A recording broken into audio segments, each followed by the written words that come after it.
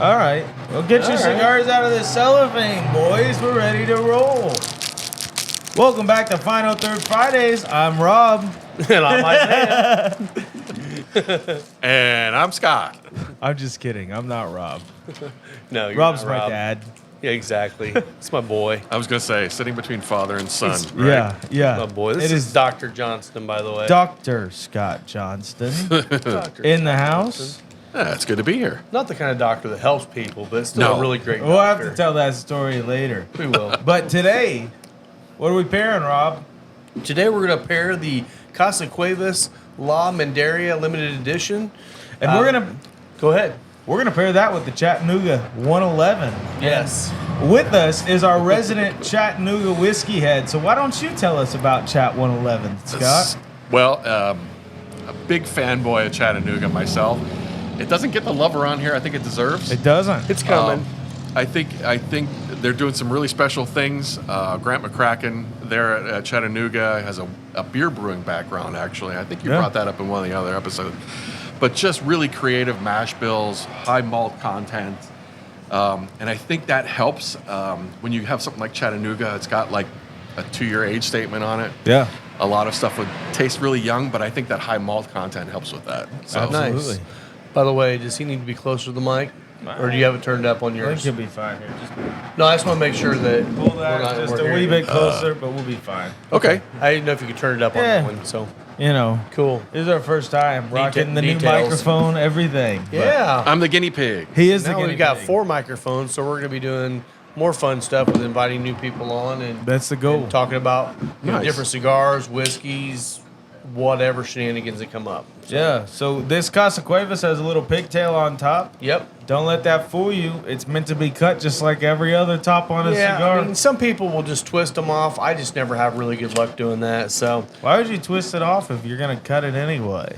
well, because they don't take a cutter or whatever, and they just twist it off instead of okay. doing it. That But don't even make sense. so this cigar So- actually is constructed with a wrapper made from Ecuadorian Habano, binder with Nicaraguan, or a Nicaraguan binder with Dominican and Nicaraguan fillers. So it's sitting at a medium to medium full range, and we thought this would pair well with the Chattanooga, mainly because there's some nice notes in here that I think are going to compare really nicely with that whiskey. Yeah, this cigar is really interesting the way the foot's designed. This is the polar opposite of a fully closed foot. It's just no wrapper leaf on the foot. Yeah, That's Yeah. odd. There's about never seen that. What's that? Probably a half. about half inch. Yeah, Where but the wrapper just ends before that. But you know what the nice thing is about that? That means they're proud of the binder and fillers. And they're also, after about a half an inch, we're going to get a nice transition into that wrapper. immediately. So- Hey, where's your cold draw? This cut obviously brought to you by Calibri. Every single one of us used the Calibri V. Nice cinnamon. Yeah, there's a A dried. little bit of dry fruit, like almost an apricot. I was thinking dried cranberry, but I could see apricot. Yeah. Sure. Definitely got yeah. that little bit of hay in there. Not super barnyard like you get a lot of them. Uh-uh. This actually has got a nice start to it. And actually lingering on the tongue now is like that cranberry fruitness. Yeah. The fruitness. The fruitness. The fruitness. I actually get that. You know what? Look, We also need to get our pours going here. Oh boys. yeah, man! You introduce one more person and we just lose it. Here you go. Ooh. Do you remember the price point on the Chat 111? I think it's $11 because I thought Great. that was. Kind of I fun. just remember that thinking it was kind of ironic. kind of. It's actually- We can't leave that much split into the rest it. of it between 3 of us. Yeah. Whoever's got more. No, that's one That's of good the for things. me. Go ahead and give Scott some more there. It's one of the things I like about this one. The price point's like $45, $48, something Drink like up, that. baby. Yeah. I'm all about it. There you go. There's the bottle, Rob. Nice. I don't know where the cork went, but I got it right here, bud. okay, cool. Okay, Scott, Yeah. what are you getting on this whiskey? See, you're going to think I'm weird for this because I think I'm the only person who gets this that I've talked to about it, but I get like malted milk balls. I could see that like milk malt. I can get thing. the malted thing. I'm not sure I'm getting the chocolate. I part don't of get it as much on the nose. You'll get it on the palate more. At least I do. I get a little bit of a nice citrus. Yeah. Are you getting that? Yeah, Could just be from the heat, a little bit. yeah, a little bit of Just like a little orange, citrus, a little orange, yeah. which I think is nice with the kind of fruitiness that you were talking about on I the cold agree. draw. There's almost a cereal-like quality to this that Which I really might be that enjoy. malted Yeah, thing yeah. he's talking about. It's yeah. the I don't know. I better take a sip. It's tempting me.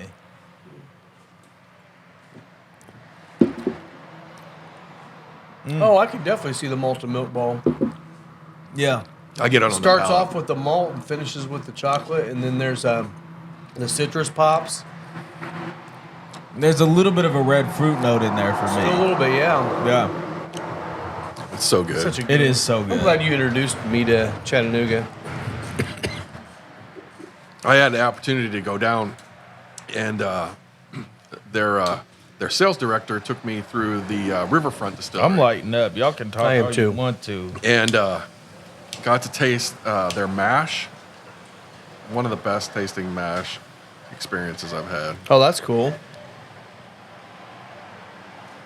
Were you on that initial pick we did here with Indiana Whiskey Co.?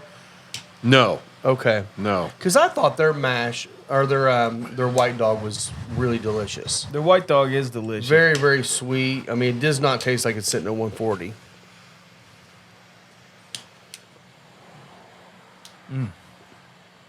Yeah, this is definitely a cigar that when you're lighting it, don't get wicked with the flame or you're just going to burn right up that first half inch. Immediately on the light for me. So straight up light it and retrohale. There's quite a bit of almost cinnamon spice on the retrohale. It's not spicy like a red pepper spice to me. It just kind of more that baking spice thing. Oh, yeah. Now, the red pepper lingers at the end, but it's definitely like just a bomb of baking spice. Yeah. It's almost like that Aladino classic baking spice Yeah, bomb that you totally. get, but this is a little bit stronger than that I one. think it's just from that Habano. And I'll tell you what, that first half inch is burning fast. I'm almost done with it just by the light up. That's crazy. Yeah. It's a miracle. So what you getting on the palate, Rob?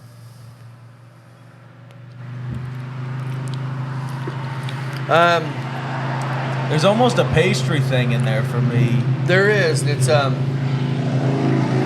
ever had those cinnamon rolls, like the really cheap ones at the grocery store that you get the makeup that have like the orange icing on them? Yeah. Get a little bit of that. Like just a hint of the orange icing. That may It's be just still coming not from the sweet, whiskey. though. Not sweet. No, Okay. no. Yeah. Just like the cinnamon and the pastry and the almost artificial Artificial cinnamon. Yeah. Yeah, I can see that. I can see And that. maybe just because that's still lingering on the palate and they're playing together, Well, we better figure out. we're gonna figure it out.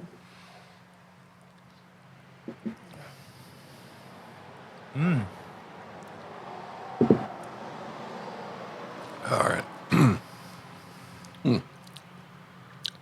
Oh, sip to smoke, dude. Absolutely freaking delicious. So Smoke to Sip brought out a lot more of those citrus notes. Yeah. I was gonna say, in this. yeah. Like I mean, it really doubled down on that orange. And honestly, going the other direction, even more so. Yeah. yeah. I did the sip to smoke also, and the first thing that hit me was that's the citrus. Yeah. That's like orange, like overload almost. Yeah. That's great. And I get more citrus from that paired with this than I do normally by itself. Yeah. It pulls out the citrus in that whiskey a lot.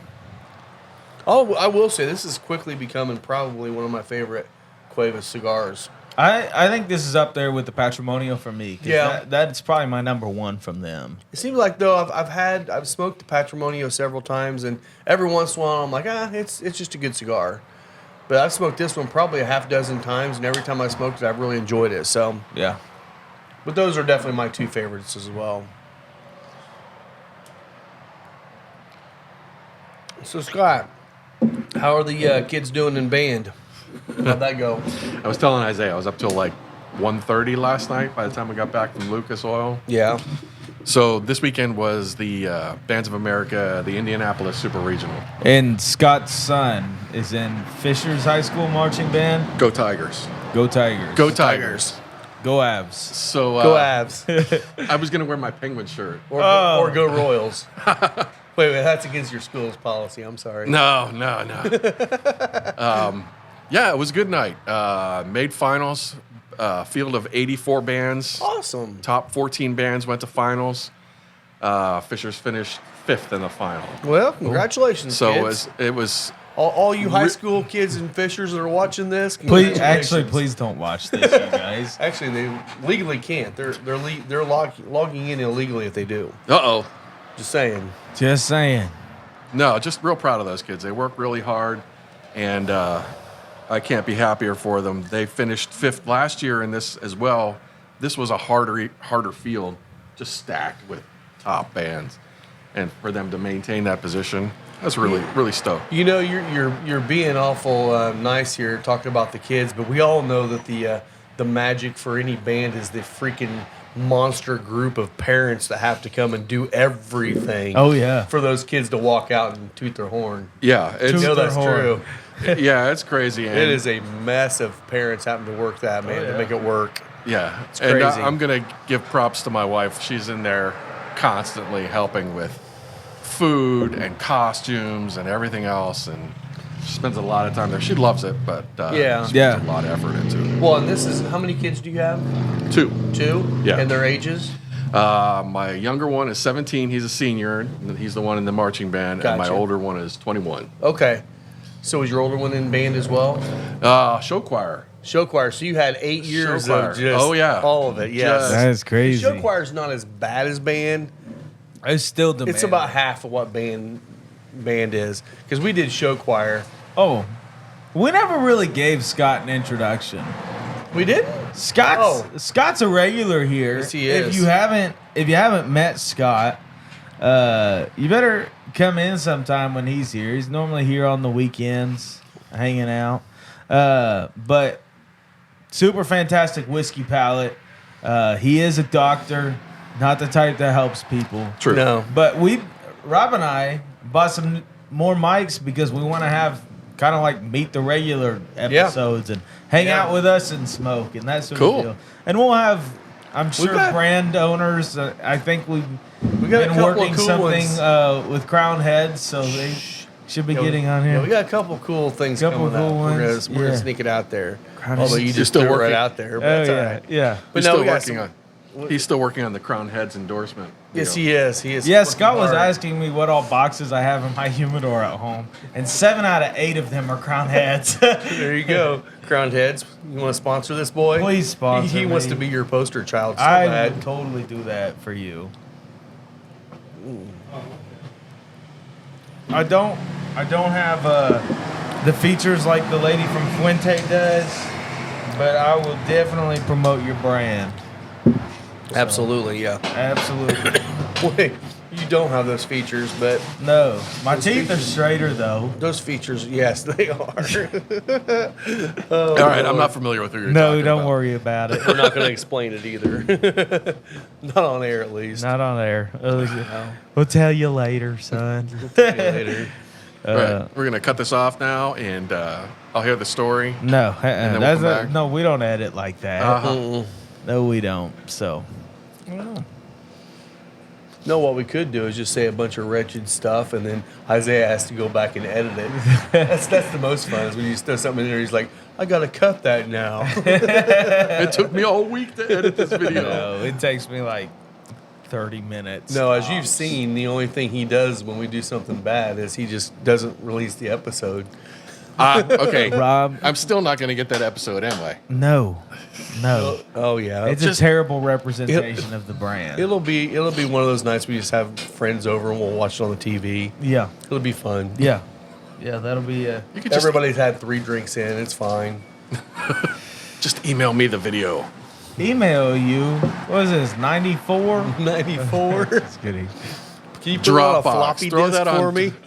Yeah, throw it on a floppy disk. That video was shot in 4K on Rob's iPhone. It would take Oh, a case of floppy disks, if least. not more. well, those were like 1 megabyte, weren't they? Oh yeah. I mean, anytime I'm uploading to YouTube, it's like 12 gigabyte videos. Yeah.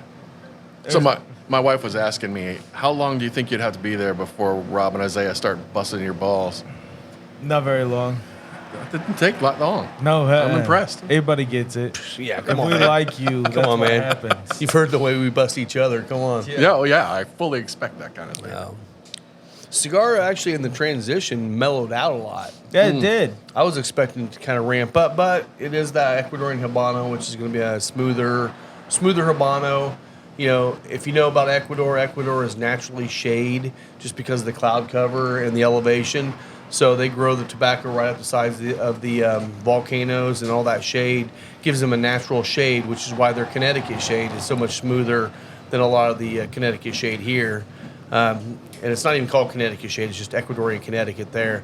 So the Habano, from what I'm seeing, is it's mellowing it out a lot, making it smoother and not near as spicy as what it would be in Nicaragua or Honduras or whatever. Totally. I mean, what I will tell you though is the retro hail still has that same amount of spice. Mm-hmm.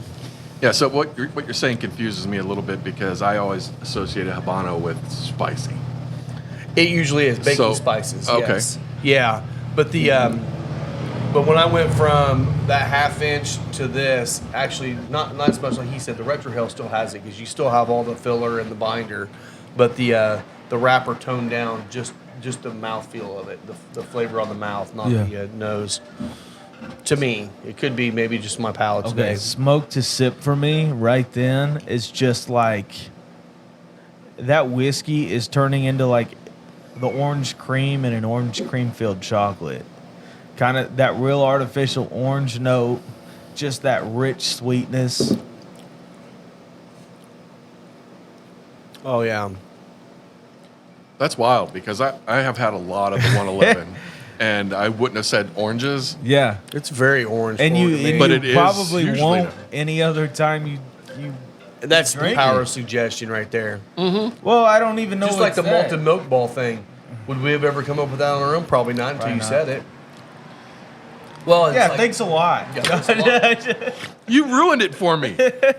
How dare you? So I will say, you know, But I like, love those things. So. you know, we're in Indiana right now with what is today, October 23rd. Yeah. And when we're recording, this won't go live until 28th, Friday after. 29th, whatever that is. Yeah. It's It's fall here, obviously. Today we've got a 75 to 78 degree day. Definitely into bonus weather here. But this, to me, is a fantastic fall pairing. Oh yeah. Those baking spice notes, the orange, you still got 111 proof. So if you're not a high proof guy, throw a cube in there. I think this would hold up really nice to a cube. I wouldn't go with a big cube. I'd just go with one small cube. Maybe that might bring it down to about 100 proof at the most. You don't want to go lower than that, I don't think. But this is just a great fall pairing, I think. I mean, if you do want to go lower than that, just buy the Chattanooga 91. Which But is we don't also have that good. here. It's also good. You got to Yeah. bring that one in too. Is that one we need to bring in? We do need that. That's one thing I do know that we. I don't want to knock it off. That ash is going so strong right We now. need sub We 100. do need some proofers. more sub 100 proofers. We've only got maybe 3 or 4 of them. Yeah. I will That's say the hard this. thing about doing tastings because you tend to want to bring in stuff that's on your palate, and our palate's always high proof stuff. So Yeah. we'll bring some in. I will say this though. When I was at Chattanooga, I had the opportunity. So the 91 is that Solera cask Yeah. finish. So they have the gigantic Solera cask, and so he was asking me, "Do you like the 91?" And I said, "Yeah, I like the 91." He goes, "Have you ever had the opportunity to try the 91 at like 120 proof?" No, but And I would so- love but to. but I'd love to, right? Because of So- science. So he poured it right off the Solera cask. Comes out at around 120 proof. yeah. Just magical. I man. believe Do they ever release that? Sometimes they will release single barrels. Probably more just in the distillery. with the 91 mash bill. And I have one, and I can bring it in. You guys can check it out. But Is that the one I got for you? yeah, Okay. That's Okay. one of them. But so yeah, Isaiah was in Nashville. Yeah, Nashville. So where did that come from? So, one of my whiskey buddies in Nashville, his name's Mark Roth. He'll never see this because, He has a life. he does have a life. Not I that those of you that are watching this don't have a life. Yeah, he's just all the way in Nashville. Dan Hart, you're the man. That's Cheers what to they- Dan. Cheers to Dan. I expect to see Dan in this chair next. Oh, right? he will be. He will be. Well, Well, actually, you were second. you were Call second. for We us. actually called him first, so he had to work today. So you're our scrub. That you know? makes total sense. It makes total- When you call me up, I'm like, is No, Dan actually, busy? actually, we probably would have brought you both on By Woulda, yeah. because we got 4 mics now. So we'll just have to figure out a setup to where it actually fits in the frame. Oh, where was I going to? Oh, I was. Nashville. Yeah, I knew he was always hot. He's always been hot on who has what because he's a avid hunter and is very plugged into their community. I said, hey, do you know of any Chatt single barrels at stores around here? And he said, no, but I got this one that was done as, I think it was some sort of firehouse fundraiser barrel. Yeah. Oh, cool. And he was like, I give it to you at cost. And I hit up Scott and was like, hey, buddy. Hey, buddy. Hey, bud. And he's like, yes, get that for me. I need Nice. this. Scott, how many Chatt bottles do you have?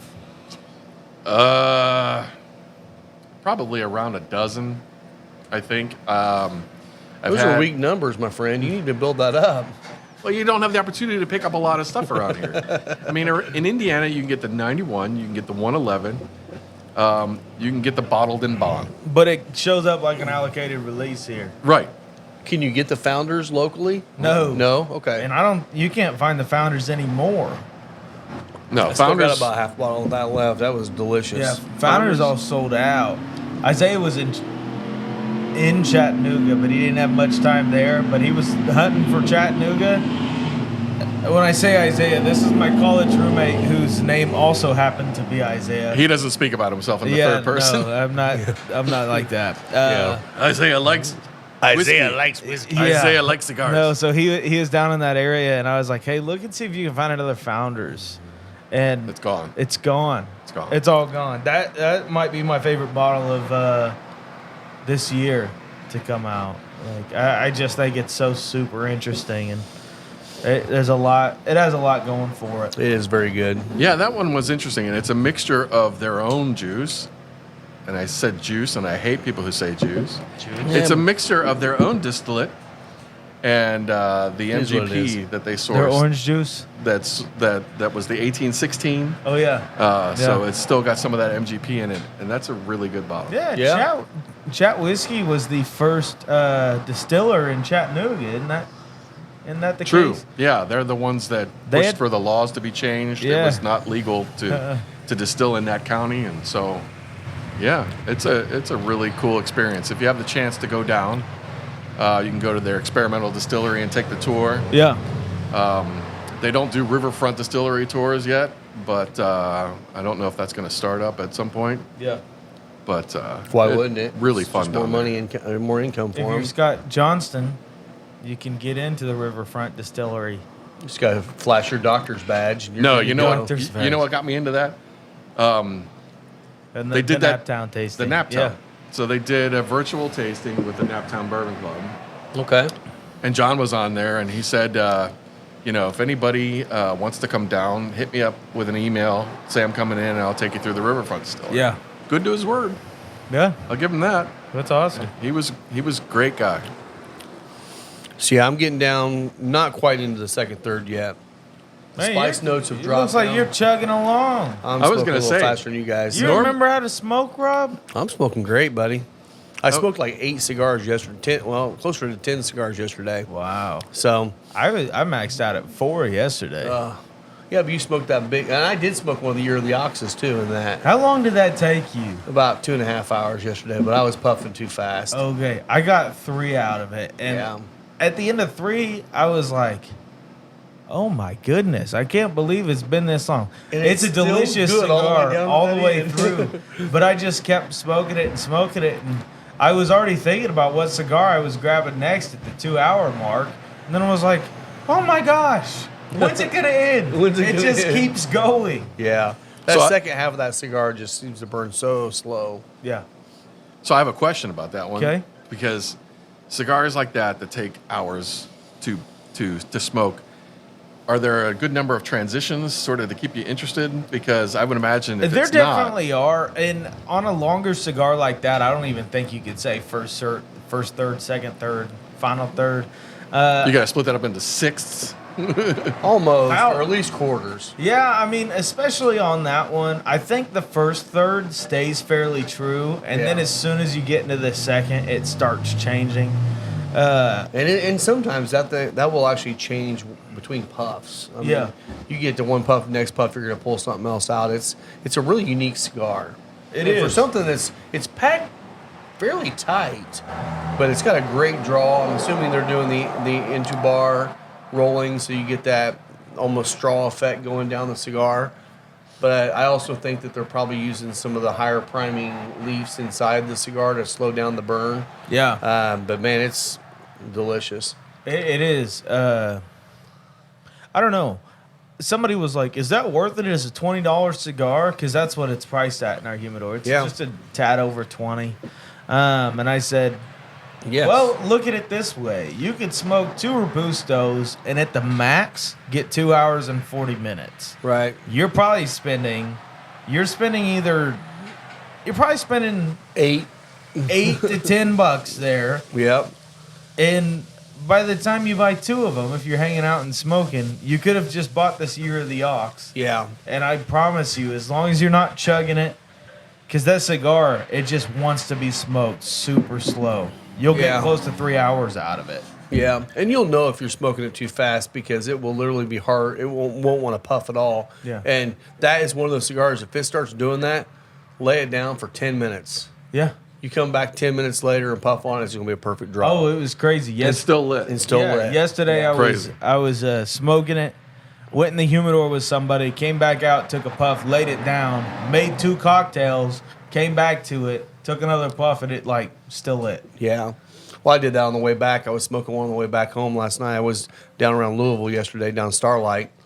Shout out to Eric Johnston, too. Yeah, Eric cheers and to Eric. Carson. Yeah, congratulations. Congratulations. They got engaged. They got engaged yesterday at Starlight, and Eric surprised her. It was a beautiful day, too. And but on the way back, I smoked that cigar, and I actually stopped to get gas, and laid my cigar in the ashtray. Went out, got gas, walked inside, used the restroom, grabbed a bottle of water, came back out. First Still puff, lit. took off. I always get worried about in those car ashtrays laying down a cigar of that size. It's the stinky, man. You have that little rest on there that holds it in the perfect spot. Well, I've got the stinky. I know. I just always worry because last time I was on my trip down to Nashville, I thought about smoking a Patton, but it's like that one's almost hard to balance. Yeah, I know. It's beyond the edge of the ashtray. Giant. 9 by 48. Okay, I'm going to ask my new question here. The stinky Ashtrays. Oh. This is Stinky brand ashtrays. Oh, okay. So the car ashtray fits in your cup holder, and then the lid opens up, and it has one of these on it. Gotcha. With 2 metal things that will hold the cigar in place. Yeah. Very, very thin metal, but it'll hold the cigar in place so it won't bounce around when you're driving. Yep. It is pretty It's nice. the best car ashtray, I think, out there, period. Yeah. I've never used another car ashtray, so I couldn't tell you. I tried, and I threw it away after trying it one time and went and bought one of these. And we have them here, so if you ever want one. Yeah. Smoke in your car. Throw a little whiff out in there. Yeah, honestly. And kills all the smell, and you can smoke in your car, and you don't even know you're smoking in your car. It's amazing. Yeah. So my cigar is getting a lot milder. Okay. Definitely more of the milder cinnamon baking spice note, a little bit of that nutmeg kind of quality to it. On the palate? Not on the palate. Yeah. I haven't retroheld in a minute, so let me retrohell again.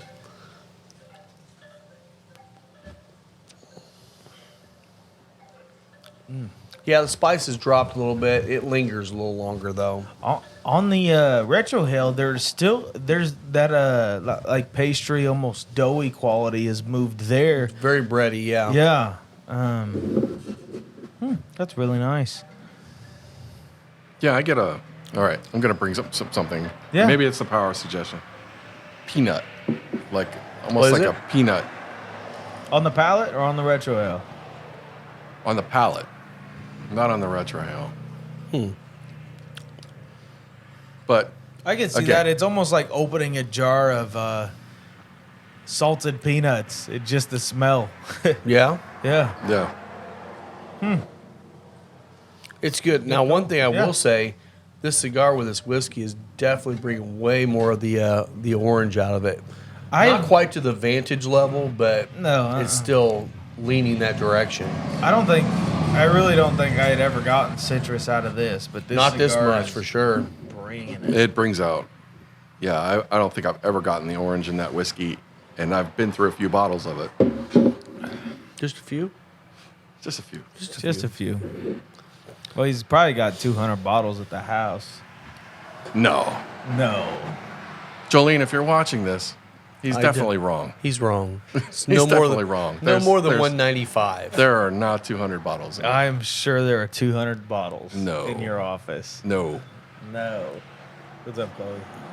And I'm not going home to count them to verify. Good. She's in there somewhere. I don't know. She could be in the back room. I looked. I didn't see it. She's in the bathroom then. Yeah. Yep. So yeah, yesterday when I was heading down there, I stopped by Bear Wallow Distillery. Yeah. And kind of scabbed my way onto the tour that they were doing at the time with the Evansville Bourbon Club. Okay. And kind of did the tour and got to taste out of the barrels. They had their first 2 barrels that they ever barreled up, which was seven and a half years ago, that they let us taste out of. And it was absolutely delicious. Really? Oh, it was so good. Talked to them about possibly doing a barrel pick with us. Uh-huh. And the cool thing about them is, you know, a lot of and it's a very small distillery. I mean, very They're in small Nashville, distillery. Indiana. Yeah, and just you know Nashville, little Indiana? Gnawbone. Gnawbone's just east of Nashville. Okay. Either way, they're overshadowed by Hard Truth. Exactly, yeah. But it is a very small place. They're making really good whiskey. I mean, again, you're down in Nashville. It's a tourist trap. They do a lot of flavored stuff because that's what tourists buy a lot of times. Hey, So they do a lot of that. But the whiskey itself, their distillate's pretty good. They do have a good rye as well. They don't do a real spicy rye because honestly, it's because Mike's palate, he doesn't like spicy rye. okay. So it's you know, it's his place. He can do what he want to do with it. Yeah. But the cool thing about them is a lot of distilleries will, when you do barrel picks with them, you kind of have to kind of go through a tier system where you're picking from the basic barrels first, and maybe your second pick you do a little bit better, and so on. This place, we're picking from the oldest barrels they got in the Rick House.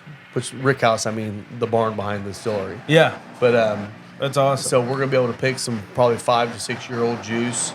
That'd be great. Juice. I did it Juice myself. I hate laid that. It's back. like a pet peeve of mine, and I did it on camera. It's okay. So we'll be looking I at hate that probably myself. here in the future. Just a little bit. What size barrels were they in? They've got mostly 25 gallon, 25, 30 Okay. gallon. They've got a bunch of 53 gallons as well. And they've done a couple of experiments. Is in the like 53 15s. like their newer stuff that they're laying down? I believe so. Okay. That's what it looked like to me. How big is this barn? It's not huge. Is it? Are you talking like wood barn or pole barn or? Well, I mean, you have the tasting room in the front, little Yeah. small section. Then you got where they distill it in the very middle section, and in the back section is where they have the barn, or where they have distilling, small section for bottling and packaging, and then the back of the barn is set up for the actual barrel aging. It's How many barrels do they have? You're making it sound like less than 100. I mean, it's probably more than 100. I wouldn't say it's any more than maybe 300 or 400 at the most. Oh, okay. Maybe. So they're fine. Yeah, I mean, they're fairly small though. I mean, they're still really small, but yeah, I should have counted that at what they had back here because they didn't have a ton of stock in, but they also have just the one small still that they're doing everything on. Pot or column? Column. Cool. Yeah. That's interesting for for a newer craft distillery to just start on a column still. Yeah. And I don't know how long they've been doing it. I didn't catch that part of the tour. Yeah. But I don't think it's been very long. Well, it was 7 years ago. Yeah, duh. So I don't know anything about Bear Wallow. You said Nashville's doing a lot of flavored stuff. Are they doing flavored stuff there too, or are they doing finishes? Or They do flavored there. They don't have any finishes other than just just the regular barrels. They're not doing any kind of special barrels yet. And the reason I say that is because you go to a lot of those tourist places, and that's where you see the moonshine with all the flavors and crap like that. Yeah. They're doing their same distillate of their whiskey and flavoring it with natural flavors. It's kind of funny because every time you go to a distillery, that distillery is the only one in the entire world doing something. Oh yeah. And They all think they're that. the only ones in the world doing natural flavoring 100%. Take it for what it's worth. I don't know. It can't But- be that far off. I really don't know. I mean, as far as whiskey flavoring goes, kind of seems like you would have to go out of your way to use natural flavors to Well, and do a lot of they're using their clear spirit before, and then they add the flavor to it to bottle it. So literally, So they're it's doing- moonshine, Yeah. moonshine with flavoring. So, So but they sell a ton of it. But I was excited because the tasting we did. They did all the barrel proof stuff they had down to the bottle and bond, and it was all really good. I was really Good. impressed for something I've only had one bottle of. My cousin bought me a bottle of it when he was down there of the cast strength bourbon. yeah. It was like 125 proof, something like that. Yeah. And it was really good. It Really is good. really impressed me. So And what's the age on that one? I think that's a 4 It was year. a 4 to 4.5 year, I think it was. Okay. Yeah. The one we got in here. So the one we'd be picking would be probably in that anywhere from 4.5 to 5 up to 6 years, maybe, depending on how old the barrels are. Why don't they let us just buy those 7.5 year barrels? What's left? in There's one of literally them? like that much left in the bottom of the barrels. I'll buy it. I kind of wouldn't mind doing it. It was delicious. It was. I'm sure they delicious. have more than just those two, man. They probably do. Yeah. Otherwise, why would they be giving it out Yeah. to tours? That's awesome. But good. And then you were down at Starlight Yeah. for their fall festival. You do any of the festivities? I really tried hard not to because there was like A million way too many people there and that kids. I literally walked into the little tasting or not tasting Gift room, shop? but the gift shop, and it was so packed. I kind of looked at what was out there and didn't see anything special. And Yeah. I mean, not anything special, but nothing I really wanted Yeah. that I didn't already have. And then went to the back room where the bar was, grabbed whatever pre-packaged food they had, a couple of drinks, and I went out by the lake and sat away from people. There were tens of thousands of people there. It was ridiculous. Uh-huh. I mean, that's great for them. I mean, it's because they're a full farm. They got the pumpkin patch out there, the apple orchard. Yeah, if you're looking for a whiskey experience, it is not during the fall on the No. weekends at Starlight and Huber Winery. No, that place gets crushed in October. Yeah. I went down there once in October, and it was just packed. You're parking in the grass in front of the rick Uh-huh. houses. Yeah. And I went to the farmer's market. It was just bare shelves. I mean, they They get can't bake enough. they get Oh, I'm crushed sure. with people in October. It's But crazy. their down apple there. cider, Delicious. the best in Indiana. I tell you, That's interesting. I've never I'm had. gonna have to get Oh, some okay. from our local apple barn here. That's fine. Bring it in for you to try Bring it it too, in because it's for pretty me. delicious too. The construction on this is nice. I mean, that It ash is. will hold on forever. It is. I've ashed myself too much. That's why I've been knocking it off. Yeah. Yeah, You can play that game, buddy, because you're really excited to be here. I'm really. He is excited. I'm really to be excited here. to be here. No, Yeah. I picked out this shirt just for you guys. Yeah, I'm really. Now in what? Zen? I Now don't in know. Zen. He can't read it. He might be a doctor, but it's too small. I'm too Writing old. for To it. too read good it. at writing. I'm Too good of writing. That's what it is. Hey, That's my funny. handwriting is not bad. Well, it's because you're not the type It's of because you're not a doctor real that helps doctor. people. We got to tell that story now. Okay. Yeah. So, like I said, my kids are like 17 and 21 now, and one of them was probably like 6 or 7 years old, and talking to some friends, and I was just sort of listening in to the conversation with an ear, and the and he said to his friend, he said, "Oh yeah, my dad's a doctor." And the other kid just sort of lit up. "Oh really?" And he goes, "Oh, what? Not the kind of doctor that helps people." So PhD is not the same as MDs. So what kind of doctor are you? I have a PhD in chemical engineering. Yeah. So you help people just on Indirectly. a different way. Indirectly. Gotcha. Indirectly. Yeah, Scott works for Big Pharma. Yeah. Big pharma. Work for Big Pharma in Indianapolis. You guess. Yeah, See, and if we would have said that out, before we ever actually got this going today, we probably had protesters out here and Probably would all have, kinds of crazy yeah. stuff. But we didn't want to do that. No. Scott works in the animal testing labs. They test No, on he does not. Dogs, He does kangaroos. monkeys. He does not. If He's I wanted, always injecting them full of LSD and stuff like that. if I wanted to work in a less, if I wanted, Giving Cymbalta to chimpanzees.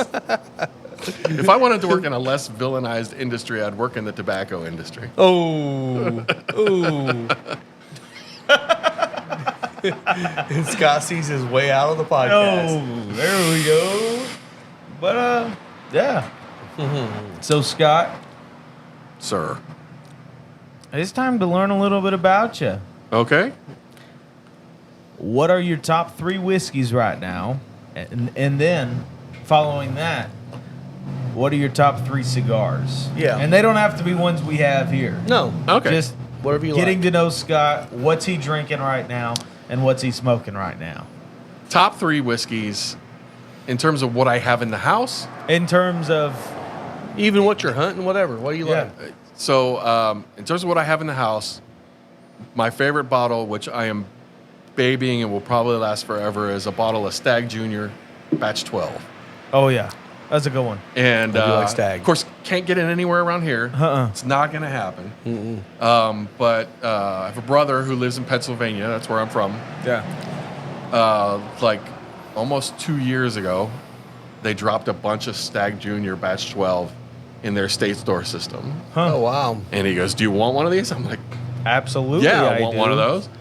And I have Because it's state-run liquor there, isn't it? Yeah. So it's SRP. Yeah. I think it was $55. Oh, that is beautiful. Something like that. Yeah. That's amazing. But that's my special occasion pour. Okay. Let's see. God, I did have the chance to try William LaRue Weller at a friend's place. Okay. Amazing. Yeah. I assume I will never see it. Yeah. And never be able to purchase That's it. totally reasonable. I'm a big Elijah Craig barrel proof guy. So I pick those up every single chance I have. Yeah. I just got the C922 in Pennsylvania. Okay. So big Elijah Craig fan. And now recently I'm on a Four Roses single barrel strength kick where and you know how it is around here. You just can't get those. Just got that one from Elite. Yeah. So good. Very good. Is that the OESK? Yes. Yeah. Yes. That was actually one of the first Four Roses I fell in love with. I really like that one. Totally. I'm not a huge Four Roses fan. Yeah. I'm a big Starlight fan also. Yeah. Got way too much of that stuff in my house. You know how that is. Yeah. I've been on how many Starlight picks with you? At least 2. Let's see. 3, actually. 3? We did the ATS Indy one. Yeah. We did the Indiana Bourbon Club one. Okay. And we did the final third one. Yeah. Yeah. All great picks, by the way. Yeah. Well, Yeah, they were. when you have the A team on the pick, Yeah. Amen. you can't go What wrong. can you say? Amen. We're about sold out of that. Yeah. Really? We'll be sold out of it quicker than when we can get another barrel. It's Maybe. Maybe. Because I think we're down to around 30 bottles out of the 80 some bottles we got.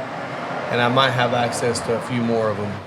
So yeah, we if better I can get get those, then we'll be okay for a little while. That's why I'm probably here this next week. I'll probably getting set up. I've got 3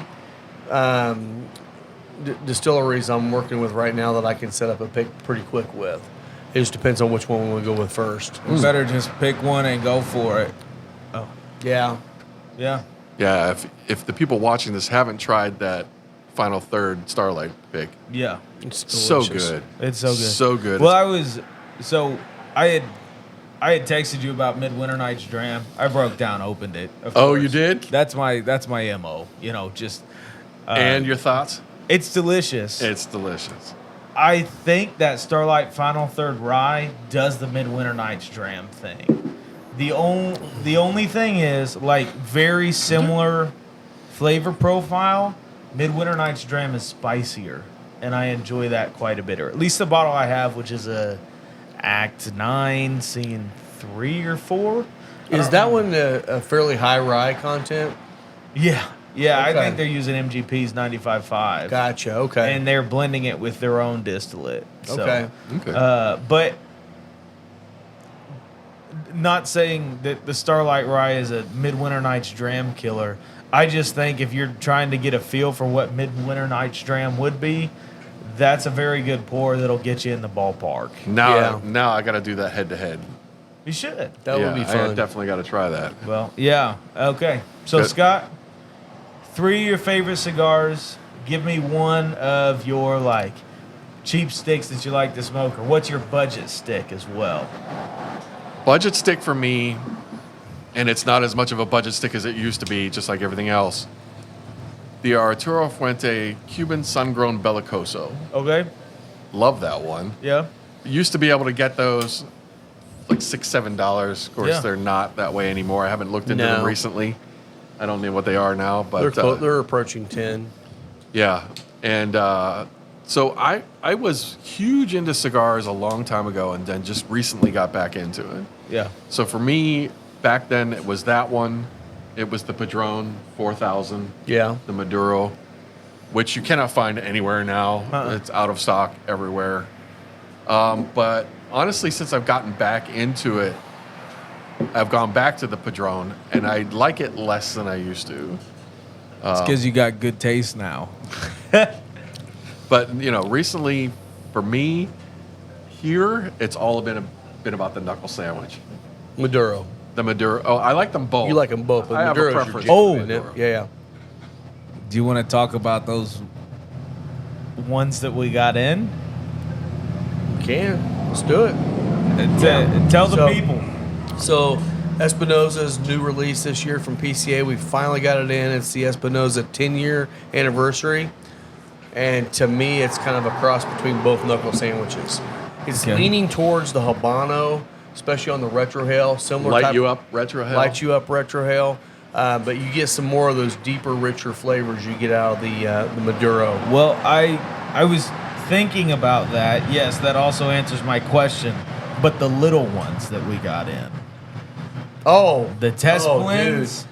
Yeah, so that's where I was going with that. I got you. Okay, so the knuckle sandwich Habano, I was able to acquire some of the little Coronas in that one, which were basically the test blend that they were sending out to Guy for him to test. They And I've got overproduced them, those. and we only got 3 bundles of them. But they're like half the price of the other cigars. dude. It's like $6.99.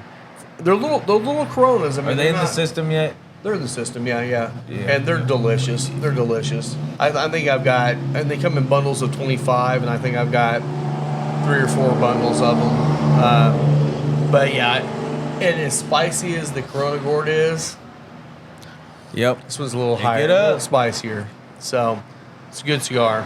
Because that Habano is, I've never had anything light up my retro hell like that one. I've never had a medium bodied cigar that spicy ever. Yeah. I mean, I retro all the time, and I very seldom ever Cough. get hit Yeah. or cough. That one, my eyes water, especially that first Yeah. retro. I bought one, and Rob's like, oh, You got a retro. you got a hell on retro the hell. light. He's like, I just want to watch you retro hell. You got a retro how that one? Well, that's the one we had. Isn't that the one we had? Nick do the retro hell off the light. No, we were just smoking the regular knuckle sandwich Maduro. Was it? Yeah. Okay. Okay. So knuckle sandwich is like your number one right now. Yeah, in this humidor, my favorite. Yeah. Okay. You guys know I'm also a big fan of the Dedicación Yeah. Came to that event, All Saints. the All Saints event. That was my first box purchase Wow. because I came in and they're like, "Oh, 20% off the box, and you get 5 free cigars." I'm like, "All right, Done. Yeah, Done. when you're at events, especially here, we'll take care of you. Yeah. Like, that is the time to buy. I mean, any time's a good time to buy a box. We always do but box discounts. We always do, but you'll get them even steeper at events, and Yeah, you get free you stuff. get more. You get double the discount. Plus, you're getting a bunch of free cigars from the brand owners. And Yeah. oh yeah, it was great." It's a And Mickey blast. was awesome, he's an awesome Oh, guy. yeah. Yep.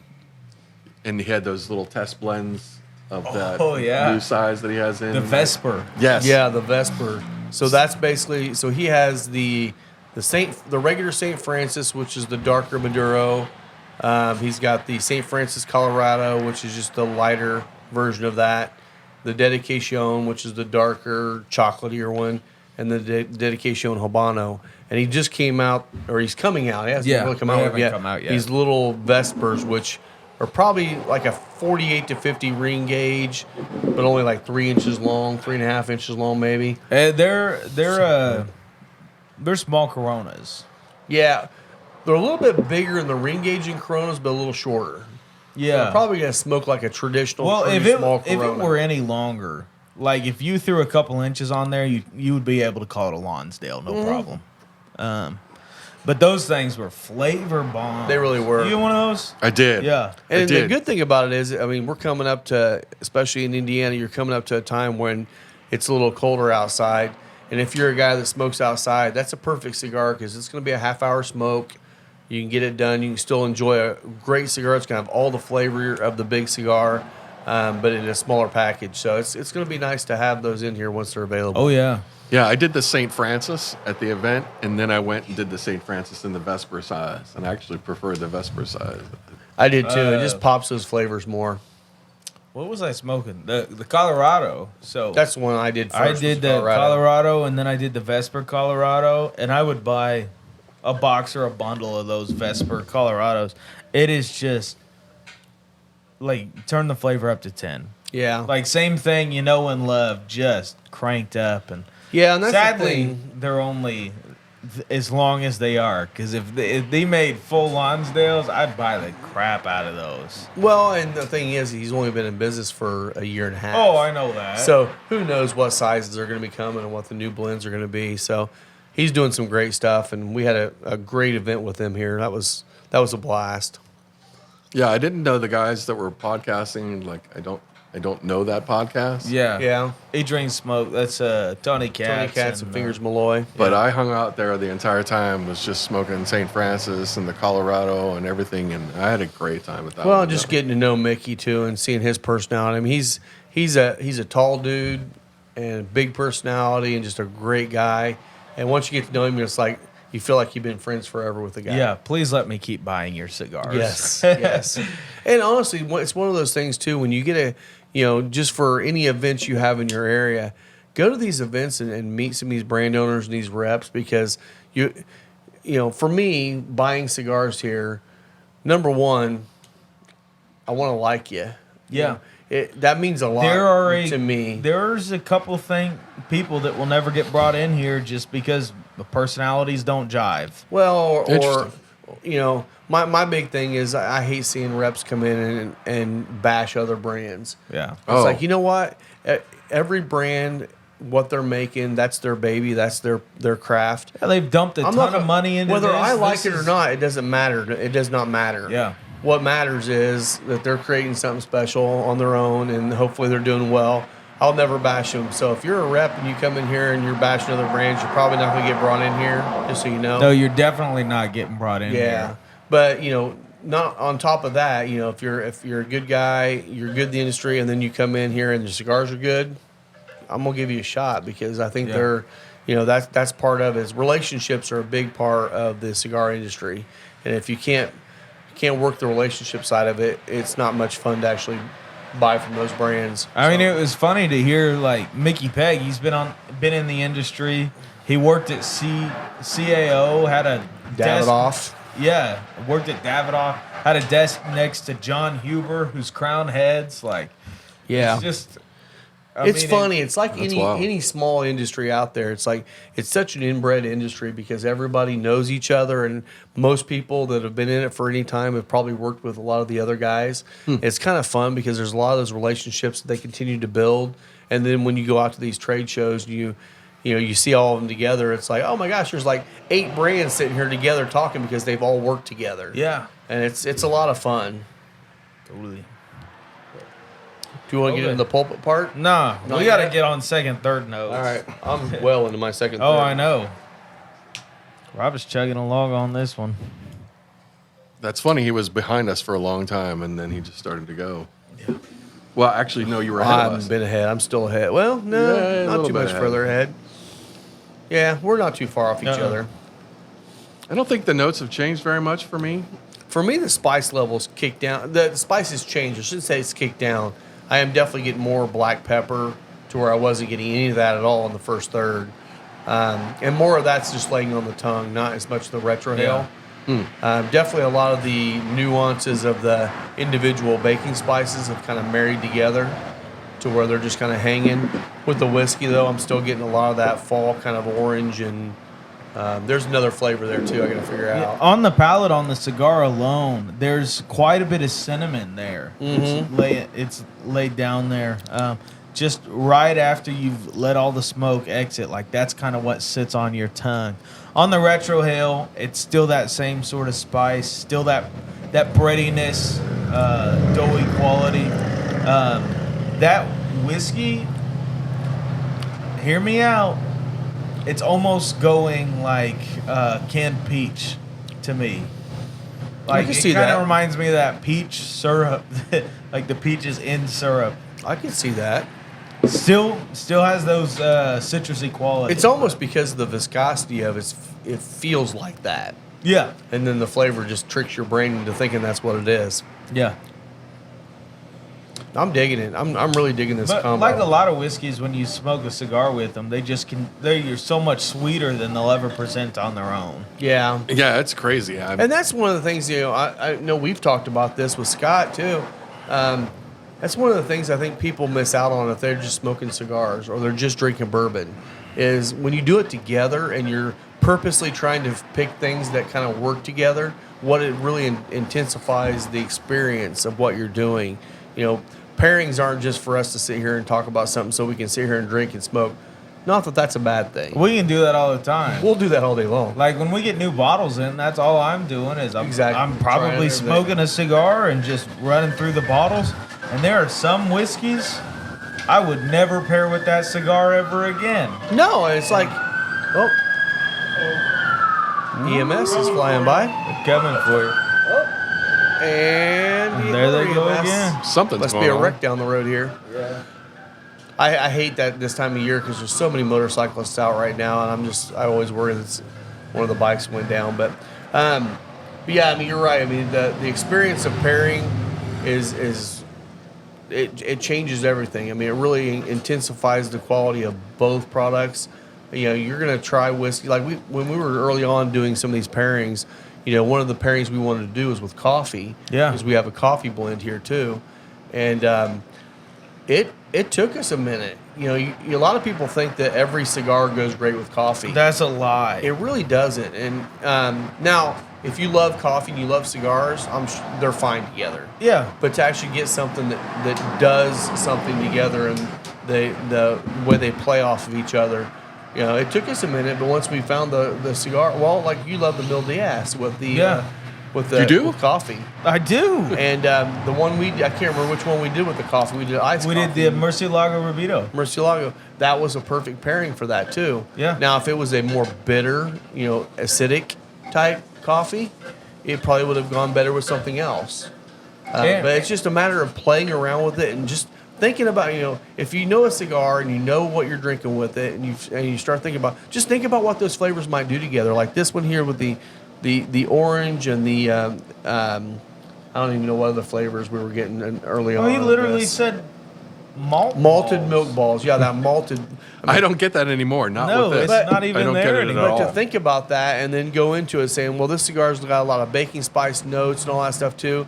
It's like it sounds like it would go together. Try it, and 90% of the time it's going to work. Yeah, and the nice thing is like Scott drinks 111, but this is a new experience for Chatt 111 for It's him. completely just different. because of what the cigar is doing. Right. But I will So- say, if you take the 111 and you pair it with like that dedication, then you get that malted milk. You get a lot more chocolate Okay. because you got that chocolatey wrapper on that Yeah, thing. yeah. So it's I can see crazy. that. It makes that whiskey taste completely different. Yeah. Which again, that's the reason why we love doing this, because it really intensifies your experience every time you smoke or drink. You Now, know I what? know you can't always smoke a cigar when you're drinking whiskey, depending on where you're drinking and stuff too. But you can always come here and do it. Yeah. Always. That's what we do. And another one that brings out the chocolate in that whiskey is that Crux Bull and Bear. Oh yeah. Oh, okay. Yeah. I get This totally. has got that similar kind of note of the knuckle sandwich. Yeah. And you were talking about like, I don't know how popular that one is here. The Bull It is Bear. growing in popularity. Oh, actually, that's the That's- biggest seller for Crux for Crux, us. Yeah, that one is phenomenal. It is. I love that And I cigar. was shocked that that was the biggest seller for them, because it is a full-bodied cigar.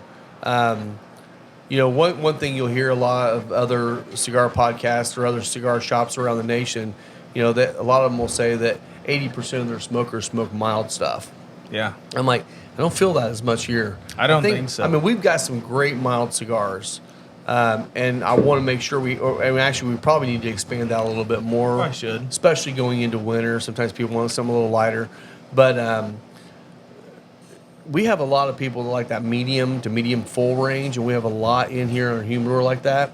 So I think Well, Rob, a lot of the problem is somebody who wants mild, I can convince them to get the Aladino Classic, which is a straight medium, Right. Because as far as nicotine strength, it's not gonna blow them away, and the flavor there, it just has such rich flavor. And my father, he kind of smokes whatever. Yeah. He's not a big full-bodied guy, and normally would stay to like Cameroons and stuff like that. But as soon as that cigar came out, he was like, "That's the smoothest cigar I ever tasted." And Yeah. like, of course, he says smooth cigar. He's not one of tasting notes, but when you like something, you do, and I don't know, it's delicious. Well, and that's one of the things too, is like everybody's palate's different. One thing that I thought was kind of interesting that the guy down there at Bear Wallow said was, he said, he doesn't have a really great palate for whiskey. He knows if he likes it or he doesn't like it. Yeah. He said, but his wife has an amazing palate. And it's like their balance of the two of them working the distillate and all that stuff is nice.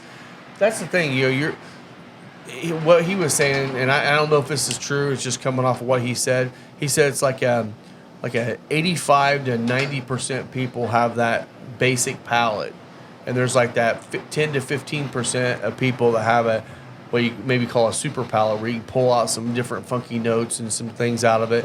And I think a lot of that honestly comes down to breathing the retro, like on the cigar, the retrohale, or using your olfactory senses when you're drinking a whiskey. When you're taking a drink, don't just take a sip.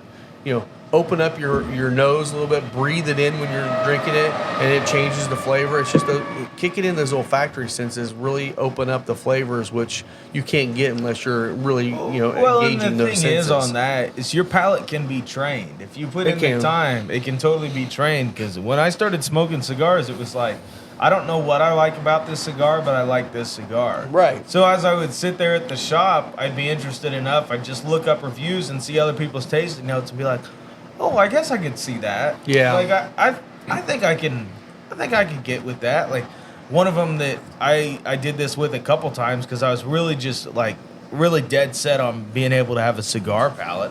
I was sitting there at the shop in Nashville, Tennessee, Smokers Abbey, shout out.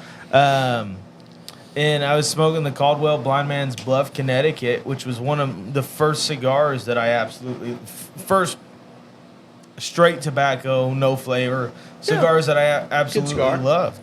So I was sitting there with that, just looking up reviews, and people were like baking spices and this and that, and I was like, oh, okay, I can see that. And then it gets you to start thinking about like, what sort of flavors do I like? Well, and then you end up smoking a million cigars, and I can go from a Cameroon and a Connecticut now all the way up to the top, and if it's good, it's good. Yeah. Well, and one of the big things when you're smoking cigars, if you're hanging out with a bunch of buddies, smoking and drinking and cutting it up, you may not pull a bunch of notes because you're not sitting there thinking about it.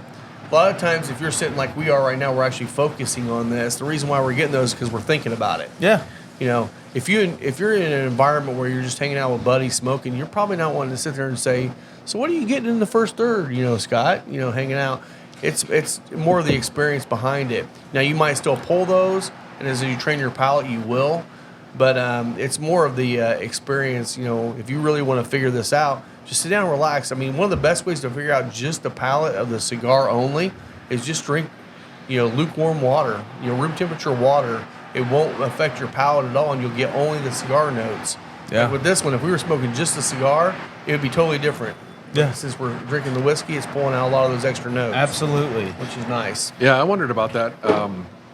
If you're smoking a new cigar, a lot of times what I do when I come in here is I just get like one of those Dr. Pepper cream sodas because I know that one. Yeah. But I'm like, I'm not going to drink like a whiskey because I don't know if that's going to interfere with me determining I mean, what I it like about the definitely cigar. affects the way you taste. It's kind of like, I don't know, if I'm going on a barrel pick, my morning ritual, and this sounds borderline alcoholic, but I'll drink a pour of JTS Brown because I know exactly what that tastes like. Yeah. So it doesn't matter Interesting. what I had for breakfast, anything like that. If that JTS Brown tastes like JTS Brown to me, Then your palate's on. I know that I'll be good for the day. Yeah. And it's just you can as long as you know what you're experiencing it with. Like if I am smoking a cigar for the first time, a lot of times I'll be drinking an extremely familiar pour. Yeah. Or if I've done a couple of the club tastings and the club barrel pick that happened here, I'm smoking a Mil Diaz. I know that cigar like the back of my hand. I know Yeah. how it's going to affect that whiskey. Yeah.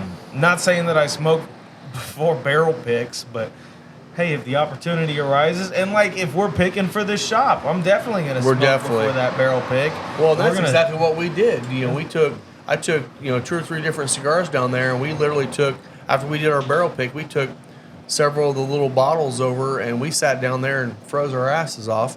But we sat out there and we smoked cigars with that bourbon to make sure, is this the right one? Not the bourbon, the rye. Yeah. We wanted to make sure it was the right one, and it went with the Cameroon, which is a mild to medium. It went with that Camacho Pre-Embargo, which is a solid medium. And I think we even had some of the original Corojos, Yeah. which are more of a medium full. Yeah. So it was you know, yeah. I mean, it's just a game. It's a fun game to play. Yeah. But man, oh man, this might be my favorite Cuevas cigar. It's mine. I love that Patrimonio, but this might be my favorite. Well, and Cuevas. a lot of the Cuevas cigars for me start off strong, and then they just kind of fade off. Like that Interesting. new one that came out, which is Louis and Denise's son. He's joined the brand and he created it. And my initial understanding was he was kind of coming in to kind of create more of the bold line for them. And the cigar that came out, the first one I smoked was really good. Second one I smoked, and I think the one you smoked, it kind of fell off a little bit. It just seemed like it started off with a lot of promise and then just kind of fell a little flat. Well, not that it was bad. The it was one a that good I cigar. got was just not my jam. And the thing is, like at Final Third, we don't have the humidor space to bring in a cigar that Rob and I are gonna be able to say without a shadow of a doubt, this is delicious. Right. You know. Well, I think. I mean, on that one, it was a well-built It's a cigar. good cigar. Great. I just don't see it having a place in our humidor. Well, and the main reason for me was it wasn't different enough from the rest of the line. Yeah. To say I really wanted to bring this in and have something brand new coming in. Honestly, if it would have been up towards the full range, that would have helped us a lot. Oh yeah. But again, they're doing great things. I love the family. Another one of those families that I want to support them because I think Louis and Denise are absolutely amazing. Yeah. So we will definitely continue to support them. I I hope by them bringing the next generation in with their son, that he'll be able to bring out some new lines that are going to be special coming up soon. So stay tuned on them. I think they'll probably be doing some special stuff. Oh, they definitely are. They're definitely a family that's going to be in it for a while. I mean, they've got the name. They've been there for a while. So yeah. This is great, man. This was my introduction to Cuevas. So this You've one never was? smoked Cuevas before? never. Oh wow. Well, you'll have to So- try the Patrimonio sometime. I think Yeah. you'll like So it too. Cuevas for you. How's it go? I enjoyed it. Yeah. Yeah, it is a medium-bodied cigar, which is nice as a first cigar of the day. But I enjoyed it, and like I said, the most interesting thing to me was how much it changed a whiskey I'm very familiar with. Yeah. So Yeah, because you would not have said this was a citrusy whiskey, would you? no, not at all. Now, like we said earlier, I don't know if I said it. Cinnamon, Yeah. vanilla, bean, ice cream, fish. Now, like I said, what that I don't right think now. it's.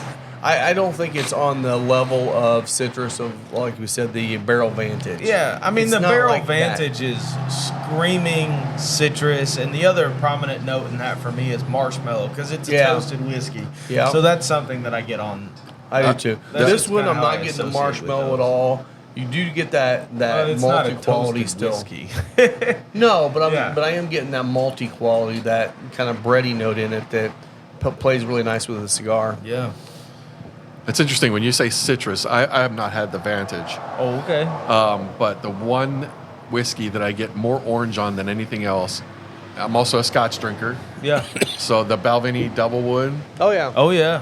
that to me is oranges all day long. Yeah. But you like lame scotch. Whatever. He Have you don't- had he the- don't- Yeah, okay. He doesn't like All Islay right. Scotches. Oh, that's true. Yeah. So what about the Balvenie Caribbean cask? Have you had that? Oh yeah, That's delicious. really good. It definitely has a lot of that kind of Caribbean kind of feel to it, which Oh, is yeah. nice. Well, a lot Rum of times cask. when you do rum cask finishes, it brings out a lot of those molassesy,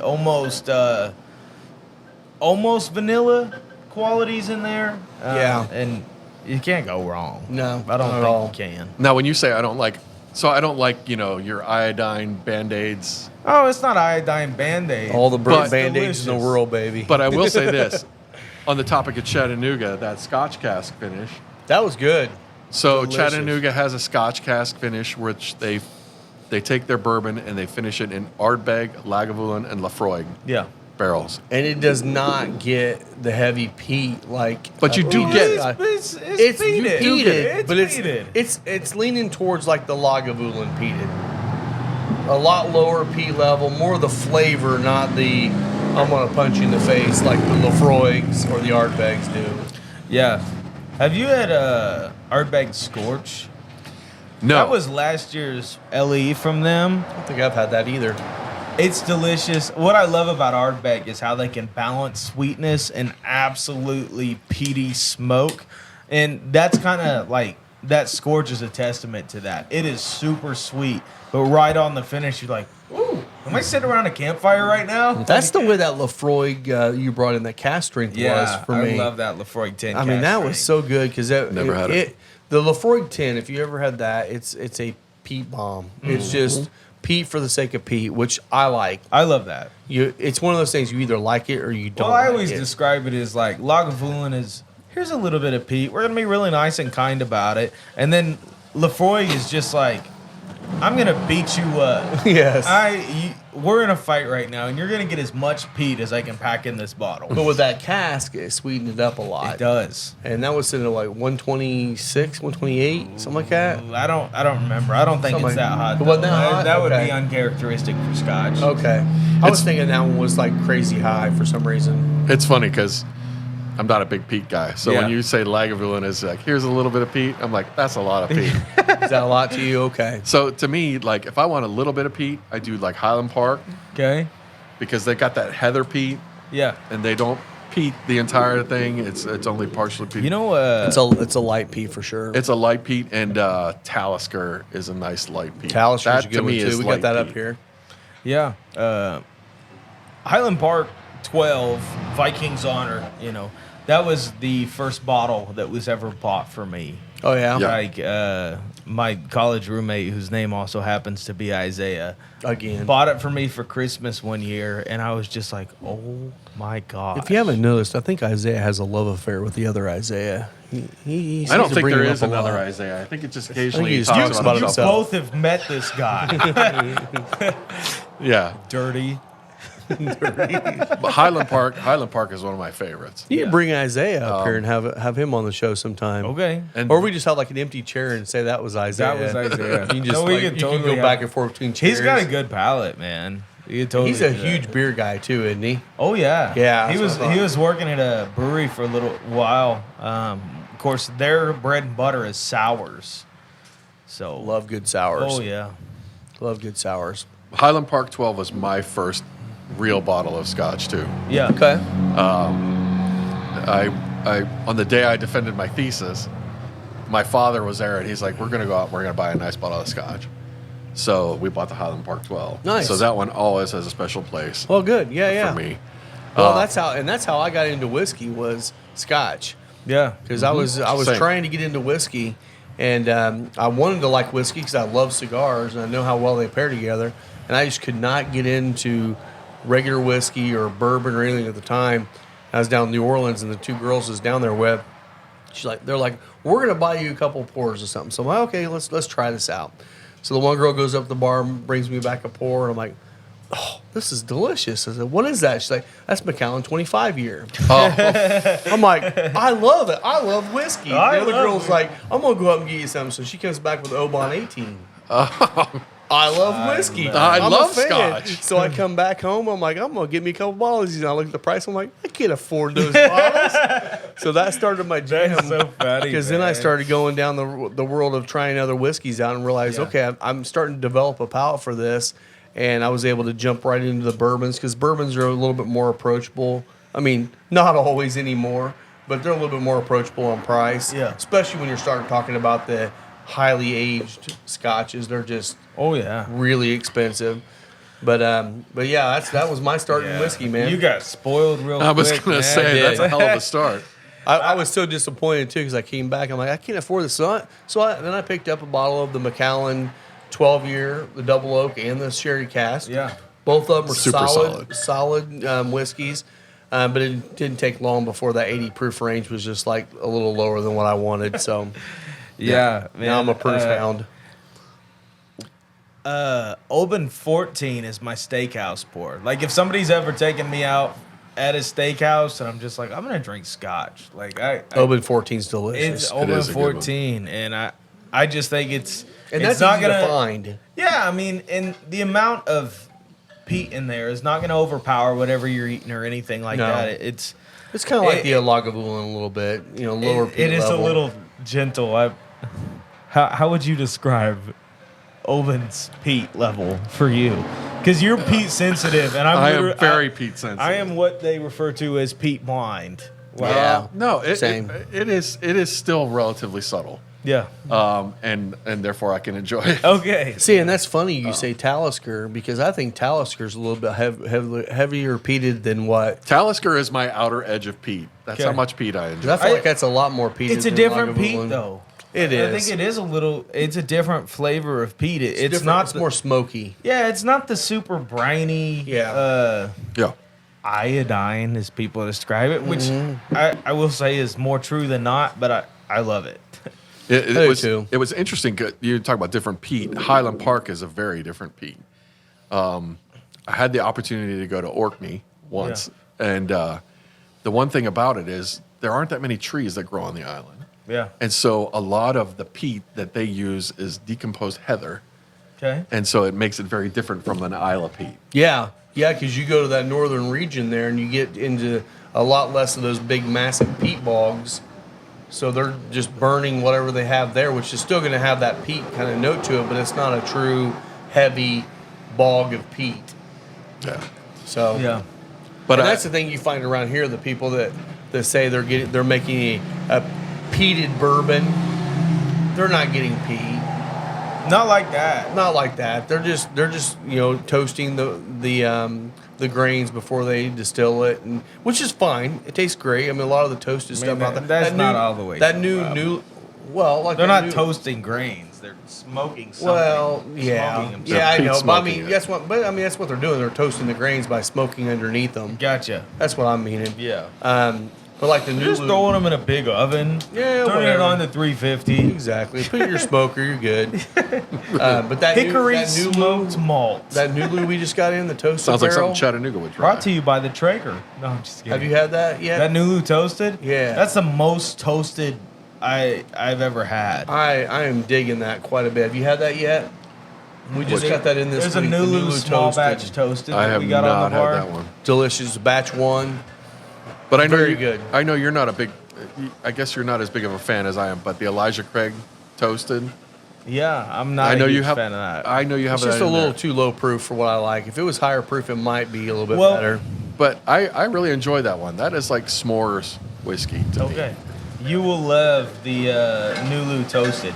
See, the thing is I have a love-hate relationship with Elijah Craig because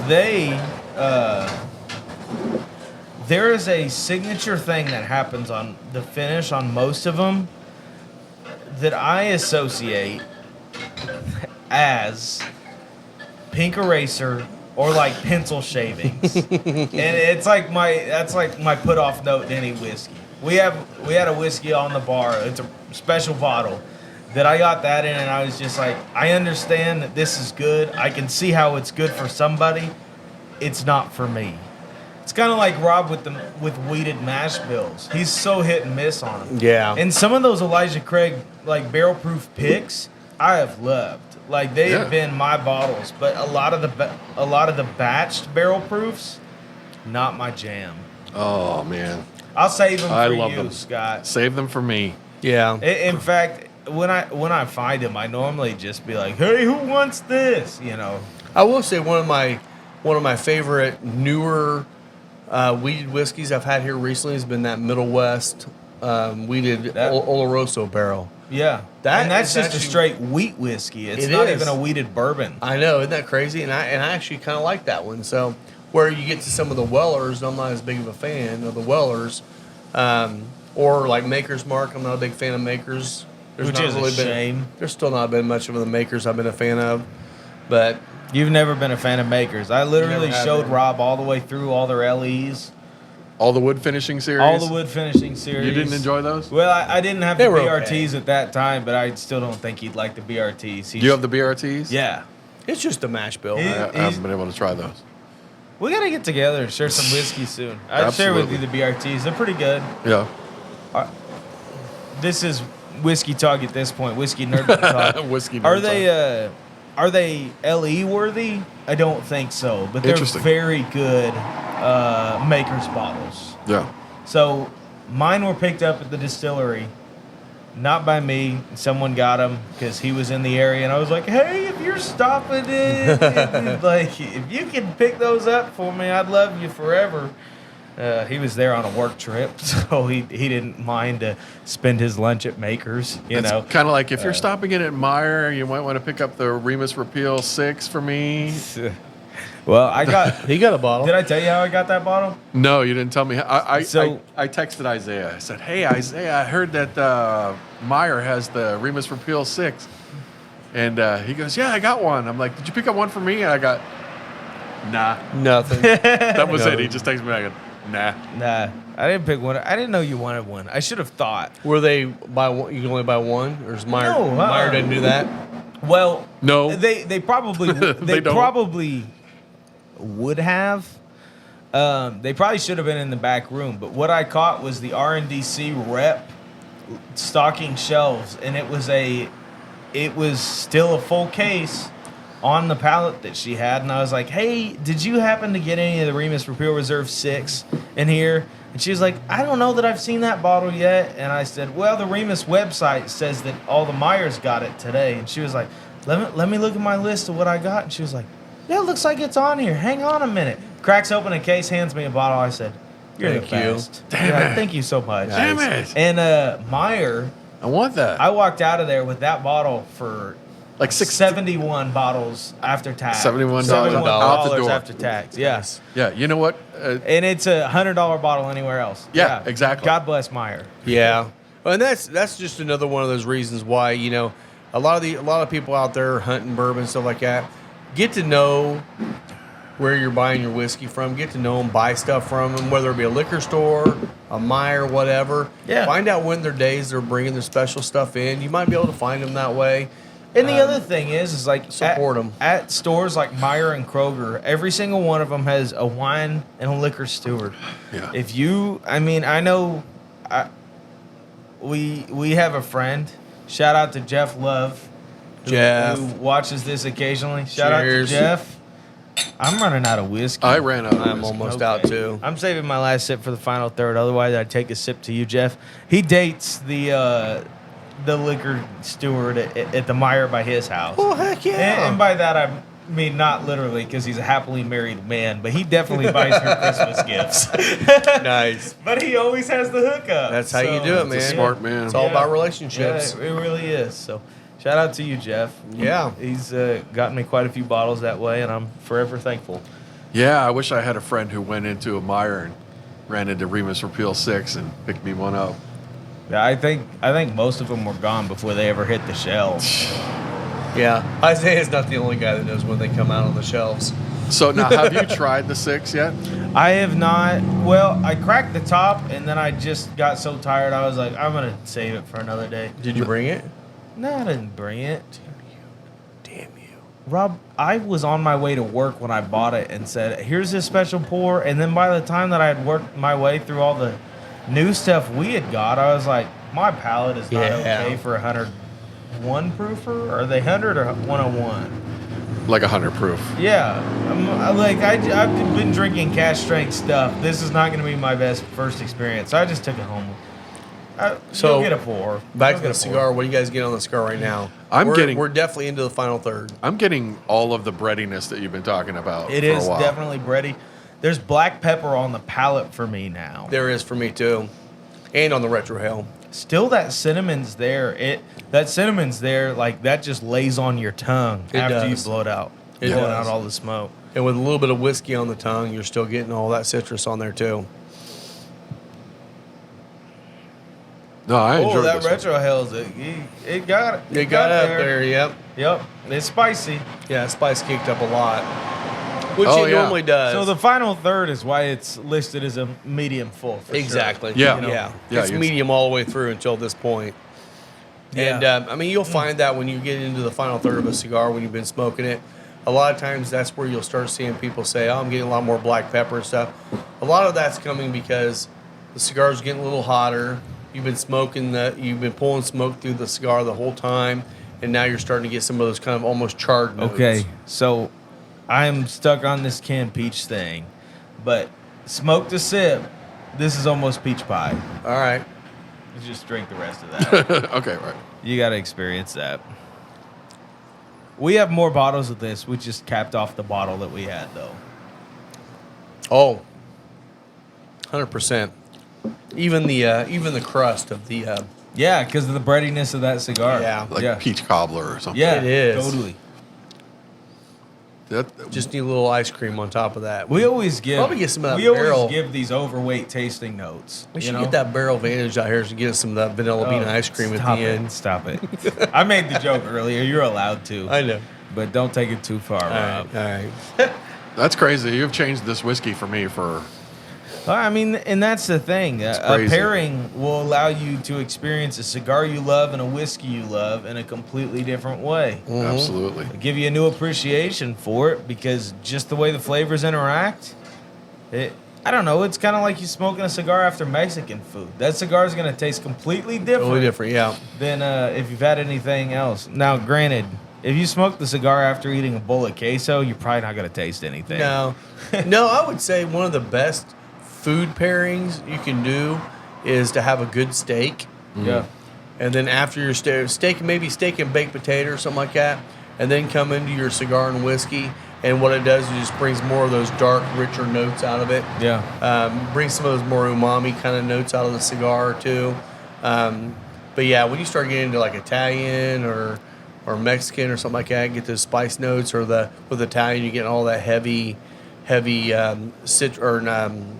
acidic tomato kind of to it. Yeah. It kind of ruins it, but Yeah, acid. Not that it's bad. Acid in general will ruin a tasting experience It for the does. things to come.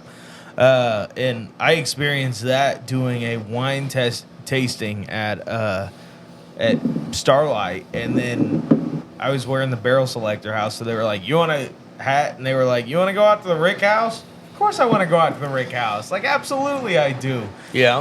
And those first couple pours, I was like, "Oh gosh, I can still taste the wine." You know what we need to do? Do you have a reading you would like to do for this show? Yeah, you want to pull up your WAP video, No, buddy? all right. I'm gonna set the record straight on this one. I hate that song, but I thought listening to you do a dramatic reading of that would be priceless. Yeah. That's a comment on the video. I'm like, Uh-huh. Rob's got to do WAP. Pull out your phone, whatever metal music you've been listening to. Do a dramatic. Yeah, you do a reading of dramatic the reading of first- something from Lamb of God. Yeah. Oh no. I'm gonna go get the box because I think we need Dr. Johnston to try and shut the box. Shut the box. Yeah. Yes, let's do that. We can take a little break. Mm-hmm. How are you? Doing great. How you doing, man? All right. Better than the Colts. Are they not doing Down well? 13-0. Who are they playing today? Tennessee. Tennessee. Yeah, that's one they need to win too. Yep. Yeah, we're getting into the cigar too, aren't we? Yep. I enjoyed that one quite a bit. That was a good pairing. I really I like this cigar. This is, like I said, this is my favorite from their line.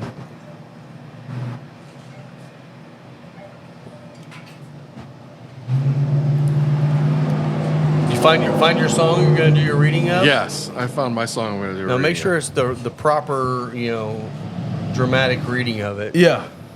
As dramatic as possible. Like As dramatic We need as to possible. channel your inner theater kid. Yes. I have no inner theater kid. Okay. Now, what I've been listening to is, and this is like a bonding point for me and my 17-year-old. Okay. He likes a band called Nothing More. Okay. I don't know if you've ever heard of I've never heard Never of heard it. of them. In contrast to the WAP suggestion, I'm a metal guy. So what does WAP stand for, Scott? I'm not sure, actually. He's not sure. You got laughed I at think me. Bob knows. No. All you got to do is listen to Oh, yeah. She'll tell you. Cardi That's B why I will let wanted you you know. to. That's why I wanted you to do I that know reading. you did. I knew you did. But Nothing More is sort of a metal, leaning towards new metal band, Okay. and we enjoy them quite a bit. And they just came out with a new album called Spirits, Okay. and our favorite song on that is called "Tired of Winning." Okay. Tired of winning. And God got tired of winning, and that's why we're here. That's why we're here. Wow. He wanted a surprise ending, Wow. and that's why we fear. Oh. That's why we fear. And the chorus is, objects in the sky descending, objects in the sky detecting. So will we steer this ship straight through the void or turn on ourselves and die out? Wow. That is really prophetic lyricism. Yes. Tell us what that means to you, Scott. Yeah. It's a really good song. That's what it means to me. Okay. So, All right. in Final Third Friday fashion, I don't think we did this We didn't do it last week. No, we did not. So, I will Scott, say, I hold the record hang for on. the worst performance in this. I ever, know, and it I will know. not be beaten. Okay. So, if you shut the box, what's the pairing that you have for us? It has to at least be a cigar we've got in the humidor. yeah, and a drink. I That guess we have- could always go get a drink if we had Yeah, if to. it's- I mean, we are getting into eggnog season. It's about time. It is about time for an eggnog pairing. I love eggnog. You won't be able to taste that cigar if you're drinking eggnog. though. Eggnog. Okay, eggnog. Since it's time for an eggnog pairing. With one of those Sweet Jane's. Come on, dude. Eggnog and Sweet Jane. That's what he's rolling for. Gosh. You couldn't at least give us the Java Mint? Oh my gosh, no, God, no. I want to do the Java Mint with the Irish coffee. I did suggest that. Two one. things I hate more, or that I hate the most: sweet cigars and mint. And that does it all, and I can't stand it. Oh, you better not close the box now. Yeah, he's rolling. Oh, he's already out. He rolled a 6. Well, 3 and 3 on the die. We'll just close this. Flips down a 6. Got a 7. But you move. I'll go with the 7. All right, Down he's to gonna 7. stretch us out. Yeah. Rolled a 3. That's your move. That's my 1 and my 2. Okay. You got a 10. And he is out. He's out. I came in 3, one time. 4, 5, 8, and 9 are still up. I came in one time and I rolled a 1, 2, and I flipped the 1 and the 2, and then rolled snake eyes right after that. I don't think my record of the worst All right, let performance. me try it. You know what, Scott? We'll give you one more roll after Rob goes. Yeah, we'll do All it. right. Let's see. So what's the pairing if I get it? You The get to Java choose. Mint. No, we're not doing the job. Let's do Zukar and eggnog. no sweet cigars. If I'm not gonna do a sweet cigar. Let's do. Why are you rolling then? Let's do the Neanderthal Okay. and I'm Lafroy thinking of 10. a good and Lafroy 10. Let's do that. Oh God. 6. So we'll do a 4 and a 2. 12. 9 and 3. 3, and I'm already out. Wow. Scott's All got right. one more roll. Scott's gonna do All one right, more. I got one more. Same pairing. Yeah. All right. 11. 11. Getting rid of And the there's the 9 train. and the 2. Yeah, Scott probably. did not close the box once again. Scott is terrible at close the box. See, that's the thing. We can't bring Chloe on here because she closes the box like every other time. Well, she's not even legal, so She's not legal, so we probably shouldn't put her on a podcast. probably not. Probably not, even though she was in it earlier, but that's all right. Well, In the background. she's legal So- to work here. She can't smoke and drink or serve that. Or so. touch anything that has alcohol or tobacco in it. But Yep. other than that, it's all good. So, final thoughts on the cigar? It's good. It is definitely medium full, encroaching on full bodied for me at this point. Yeah, when in that final third, it really kicks it up quite a bit. Yeah, definitely a lot of that black pepper is really popping through hard right now. We're out of the whiskey, Yeah. so it's more of a smell it. Em- Honestly, empty smell bottle your of- glass. Empty bottle of Chattanooga is one of the saddest things ever. It's a lot more of that bready pie crust kind of note to it as Yeah. opposed to the sweetness now. Delicious. Yeah, Delicious. that's wild. I had heard you guys talk about breadiness, but I hadn't really gotten it this Yeah. much until now. Yeah. Well, thanks again for watching this week, guys. You can follow me on Instagram at Final Third Cigar. Come on to our website, finalthirdcigar.com. Eventually, I'll get back to doing stuff on there again, too. Yeah. You can follow me on Instagram at the Whiskey Pastor. I'm on Instagram at Whiskey Cynic. Whiskey Cynic. Yeah. Whiskey So, yeah, thanks a lot, guys. Appreciate it. Come in this week, get this pairing. It's going to be in the low 20s on the pairing with a discount. You can try it for yourself. So, we'll see you next week. Thanks for having me. Cheers. Cheers. Go Avs. Go Avs.